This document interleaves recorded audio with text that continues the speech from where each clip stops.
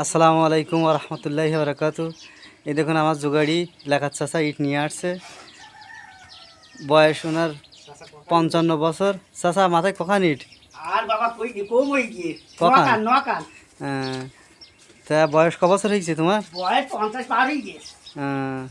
এখনো রিটায়ার্ড হয়নি, অবসর হবেন নেবা না? পেনশন কত বছর পর? এখনো যে কদিন হয়তো আল্লাহ বাঁচাই রাখে। মাঝ বসতে একা একা তুলি আমি। জোগাড়ি করো ক বছর? তা প্রায় 35। 35 বছর। জি জি জি। তা অবসরে যাবা না? মনে না। কেন? ইচ্ছা নেই। জমি জায়গা নেই মাঠে? জমিতে থেকে কি করবো? সব পানি। সব সাদা শূন্য। তা সাদা স্বর্ণ। পিরান তো খেয়ে মতে পাটিরা।